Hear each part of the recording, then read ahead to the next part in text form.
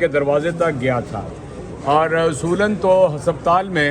جب پیشنٹ کے طور پہ کوئی ایکیوزڈ آتا ہے تو پھر ڈاکٹرز کی کسٹڈی میں ہوتا ہے، اس کے کمرے کے باہر تو کوئی پولیس یا کوئی پیرا ہو سکتا ہے، اس کے کمرے کے اندر داخل نہیں ہو سکتے۔ اور میں اس وقت یہ دیکھ کے آیا ہوں کہ شہباز گل کے بیڈ روم کے یعنی جو ان کا کمرہ ہے علاج کا، وہاں پر پولیس پابندی،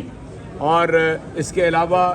یعنی ایسے لوگ موجود ہیں کہ جن کو وہاں پر نہیں ہونا چاہیے۔ کوئی دوسری جو مخلوق ہے اس کے صاحب بھی وہاں پر ہیں، اور وہاں پر سی سی ٹی وی کیمرہ ہے جو اس کے اندر وہ آ جائیں گے اور ہم اس کے اوپر دیکھیں گے کہ وہ کون صاحب ہے اور کیوں آئے ہیں یہاں پر۔ ایک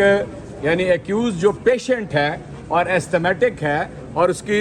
طبیعت اور صحت ٹھیک نہیں ہے، اور ڈاکٹرز کے بورڈ نے فیصلہ کیا ہے کہ اسے کسی کسٹڈی کی پولیس کسٹڈی کے بجائے ہاسپٹل میں رکھا جائے، لیکن المناک صورتحال یہ ہے کہ وہ ہسپتال میں بھی پولیس کے پیرے کے اندر موجود ہے، اور اس کو ایک جو ایک پیشنٹ کا حق ہے کہ اس کو فری انوائرمنٹ ملے اور کوئی اٹینڈنٹ ملے، وہ بھی اسے نہیں دیا جا رہا۔ مان لیا کہ کوئی باہر سے اٹینڈنٹ نہیں جا سکتا، لیکن کیا پورا کمرہ پولیس والوں سے بھرا ہوا ہونا چاہیے؟ پورا کمرہ ایجنسی کے لوگوں سے بھرا ہوا ہونا چاہیے؟ اس لیے میں شدید ترین الفاظ میں مذمت کرتا ہوں، اور میں چیف جسٹس آف پاکستان سے یہ مطالبہ کر رہا ہوں وہ سو موٹو لیں اور یہ دیکھیں کہ یہ جو ضمیر کے قیدیوں کے کہ جو دل کے مریض ہیں، جو دمے کے مریض ہیں، ان کے ساتھ ہسپتال کے اندر، کہ جب ہسپتال کے پروفیسرز کے بورڈ نے فیصلہ کیا ہے کہ اسے یہاں ہسپتال میں ایڈمٹ کرنا ہے، اس کے باوجود یہاں پر جو ہے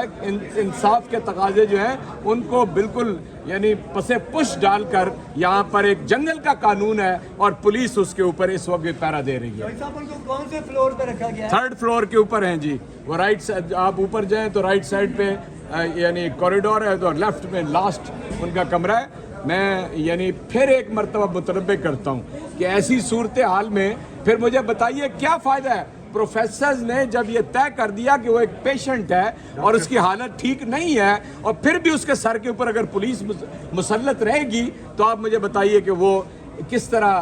اپنے علاج کرا سکے گا، کر سکے گا، کس طرح وہ اصل حالت میں آ سکے گا؟ وہ بیماری کی حالت کے اندر پولیس کی کسٹڈی میں ہے، وہی جبر اور وہی یعنی اس کے اوپر ایک مسلط کیے ہوئے ہیں، اور یہ کسی صورت بھی انصاف کے مطابق نہیں ہے، یہ ظلم ہے، بربریت ہے۔ میں پھر اپیل کرتا ہوں یعنی اپنے انصاف کے اداروں سے کہ وہ آگے بڑھیں اور اس کو دیکھیں، اور ان لوگوں کو میں یاد دلانا چاہتا ہوں ان کے انجام سے کہ اس سے بھی برا انجام ہوگا۔ تمہارے آدھے لوگ بیرون ملک بھاگے ہوئے ہیں، وہ مفرور ہیں، یہاں اسلام آباد ہائی کورٹ کے مفرور، یعنی آپ وہاں پر جا کر 4 ہفتے کی چھٹی لے کر گئے تھے، اور وہ شخص یہاں پہ پرائم منسٹر بنا بیٹھا ہے کہ جس نے وہاں پر 50 روپے کے کاغذ پہ لکھ کے دیا تھا کہ 4 ہفتے کے بعد میرا سگا بھائی جو ہے ملک کا کہتے ہیں 3 مرتبہ وزیر اعظم ہے، وہ جو ہے وہ آ جائے گا واپس، لیکن وہ واپس نہیں آیا۔ 2.5-3 سال ہو جائیں اور وہ واپس نہ آئے، اور وہاں پر وہ یعنی بجروں میں بیٹھ کر، اور ماشاءاللہ جو نام نہاد یہاں پہ گرو گھنٹال صافی ہیں ان کے ساتھ وہ عیاشیاں کر رہے ہوں، تو یہ کسی طرح بھی قابل قبول اس قوم کو نہیں ہے۔ اور اس کے مقابلے میں شہباز گل کے اوپر کون سا ظلم ہے کہ جو انہوں نے نہیں ڈھایا، اور آج تک کوئی بتا نہیں سکا کہ اس نے وہ کون سا فقرہ کہا ہے کہ جو اس سے پہلے پاکستان کے سارے پی ایم ایل این کے اور پیپلز پارٹی کے اور جے یو آئی کے سینئر جو اپنے آپ کو پولیٹیشین سمجھتے ہیں انہوں نے نہیں کہا۔ کس نے فوج کو اور آرمی چیف کو گالیاں نہیں دی؟ نواز شریف نے نہیں دی، فضل الرحمان نے نہیں دی، زرداری نے نہیں دی، آپ بتائیے مریم نے نہیں دی، آپ بتائیے خواجہ آصف نے نہیں دی، آپ بتائیے کہ کیا یا صادق نے نہیں دی، پرویز رشید نے نہیں دی۔ ریکارڈ بھرا ہوا ہے۔ کیا اس ملک کے انصاف کے ادارے، اور ہم پوری قوم کو بھی اپیل کرتے ہیں کہ آپ نے دیکھا ہے تو شہباز گل نے کوئی انوکھی بات نہیں کہہ دی ہے، اس لیے میں سمجھتا ہوں اس کا جرم اگر کوئی ہے تو یہ جتنے میں نے نام لیے ہیں پہلے